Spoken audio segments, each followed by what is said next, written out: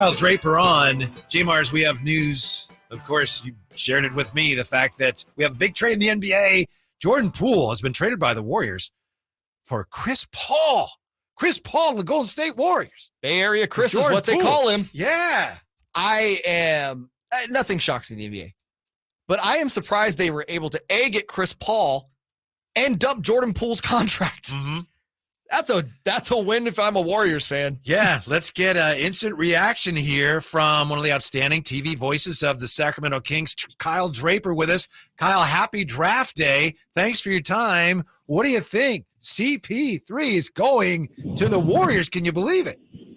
Unbelievable, man. And I guess I'm coming on with you guys right on time, right? We got instant reaction to this thing. It does a couple of things for Golden State. Obviously, CP3, Hall of Fame point guard, a great player.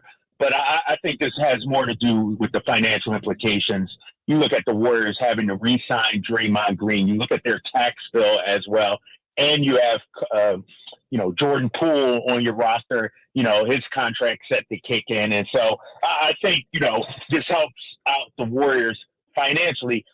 I'm not so sold on it, fellas, from a basketball standpoint, though, because Chris Paul is a dominant point guard, right? He has the ball in his hands. He likes the ball in his hands. The Warriors' offense is predicated on ball movement, equal opportunity, everybody sharing the ball. So it'll be interesting to see how this works on the floor. But from a financial standpoint, I think it makes sense. I think what you talk about in both respects about the financials and the on-the-floor thing are great points. I got to ask this. I asked Whitey during the break. Is there any chance you can see Chris Paul accepting a role off the bench in Golden State, or do you think they're going to try to run a three-guard lineup with him, Steph, and Clay? Man, that's a great question. You're talking about, maybe the oldest starting five in the league, maybe next to the Lakers, and maybe they might surpass the Lakers when you add Chris Paul in. I just can't see him coming off the bench. I still think he's a starting point guard in this league, in the NBA. Maybe they try to run him as a six-man, that kind of thing. But usually that six-man role, you've got a guy that can come in and get you buckets. I don't think Chris Paul is that guy. I'm not sure from a basketball standpoint what the Warriors are thinking with this trade. I understand Jordan Poole had his issues in the playoffs, but you're talking about a guy that averaged 20 points per game that helps you win a championship. And sure, there was some locker room beef, obviously, with Draymond Green and that whole thing. But I'm surprised by this move. If you were going to trade Jordan Poole, I did not expect to get, a 38-year-old point guard or however old Chris Paul is. Yeah. How's that two-timeline plan going in Golden State? It is up in flames. I gotta feel like if you're Jonathan Kuminga or Moses Moody, you should have one bag packed right now.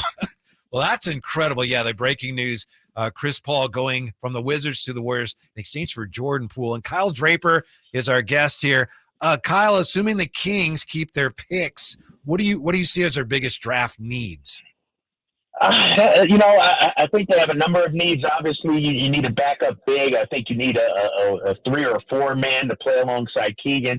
I don't know if you can address that starting 3 or 4 spot in this year's draft, meaning whoever they draft, I don't expect them to be a 25, 30-minute kind of guy, replace Harrison Barnes.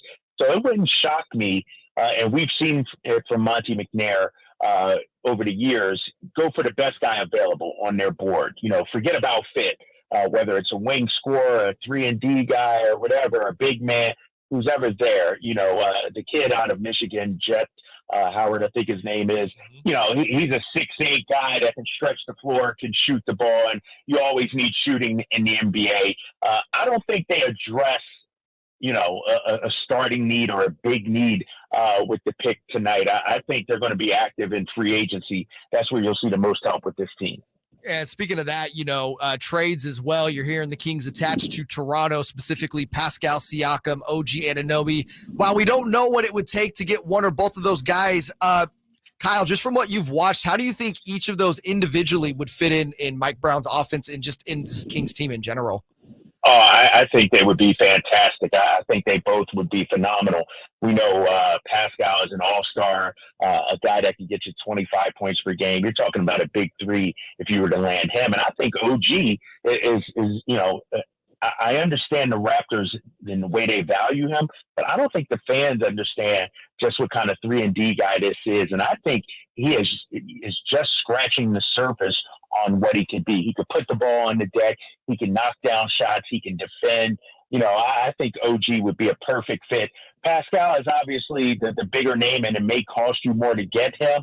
But in terms of what the Kings need, you look at the toughness of a guy like OG, I would be happy. I would be ecstatic if they could swing a trade like that. But the asking price might be too high. There's already reports they're not giving up Keegan. You're not giving up Fox a bonus. And if you're the Kings, what else do you have? It would have to be significant draft capital, I would imagine, if you're Sacramento. Kyle Draper with us here on Chris and Company, Whitey Gleason, and JayMarZZ today. Kyle, as you know, there are 4 ways to improve. You got the draft, which we have tonight. You got free agency, you got trades, and then you have the often overlooked player development. How much better do you think the Kings can be this coming season just by virtue of Keegan Murray continuing to improve? No, I agree. And, I've said it all along, even on this station, we talk about a big 3 and who's going to be that guy. Why can't Keegan be that guy?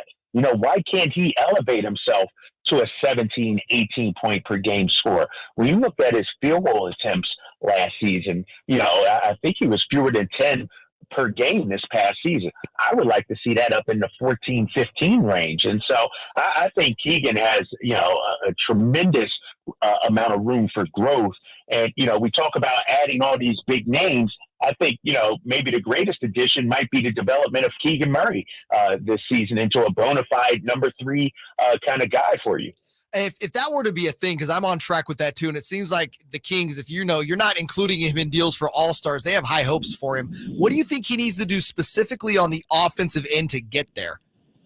I think he has to do a better job putting the ball on the floor. I think he has to do a better job finishing around the rim. We know he can do a catch and shoot. He's a catch and shoot shooter. But, when you talk to his family, when you talk to him, they say, he has so much more to his game. And we started to see it a little bit towards the end of the season, but I definitely would like to see him put the ball on the deck a little more, get to the basket, get to the free throw line a little more, absorb contact when he gets to the basket, finish strong in the paint.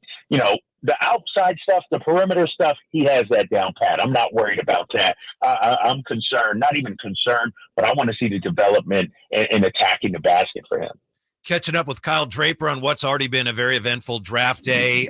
Chris Paul has been traded to the Warriors. We've talked about that.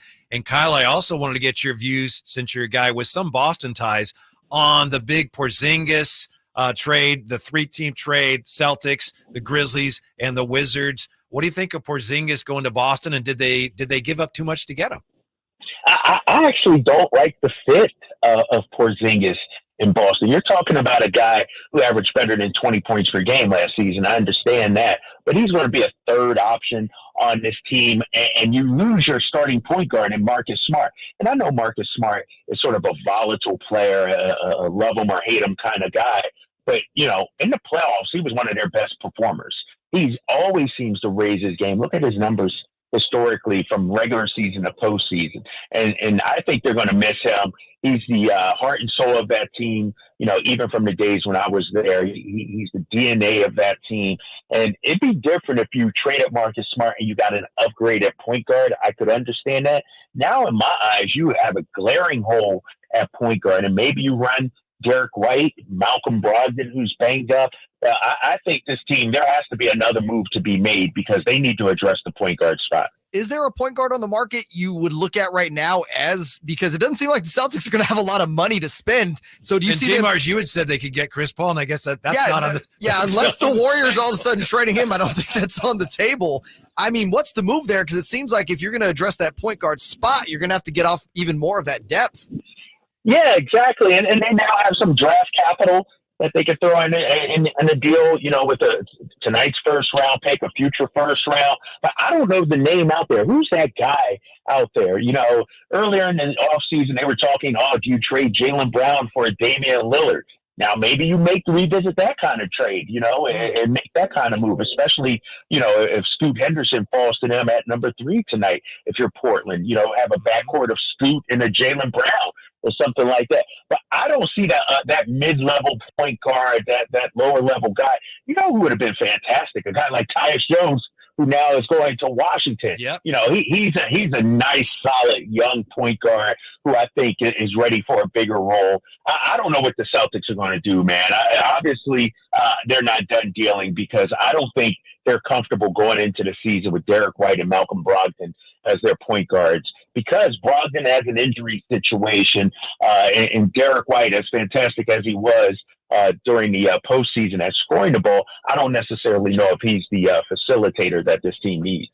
Kyle Draper, I wanted to ask you, since you've seen so many big names come into the league over the years, the level of excitement over Wembanyama coming into the NBA, how does it compare to what we've seen in the past in terms of guys who could become the faces of the league coming available in the draft? Well, obviously, only during our time we can compare it to is a guy like LeBron James. And I could argue, you know, from a basketball standpoint, there's more hype regarding Wembanyama just because we have never seen anybody like this, a guy that can impact the game at a high level on both ends of the floor. You know, you got my teenage son who's 13, excited, hopeful that Wembanyama plays in the game out here in Golden One Center. You're talking about an overseas player, a guy whose, you know, games have been streamed on the NBA app. I mean, that just shows you just how large this guy is. And, you know, I don't see how he doesn't turn out to be an all-star caliber player. Because even if his offensive game is what it is, he's an elite defender also. He can block shots as well, can switch out. He's long. He can contest. And I think he's going to a great system in San Antonio for development. And so the hype is warranted, but you know how the NBA is, guys. There will be players in the NBA ready to take their shots at him, ready to posterize him, ready to make him look silly, ready to make him into a memeable moment. And so, but no, he has all the tools, man. We've never seen a guy like this. Kyle Draper, we appreciate your time very much, Kyle. Thanks for joining us and enjoy the draft tonight. All right, fellas, have a good one. Thanks, Kyle. Yeah. Woo!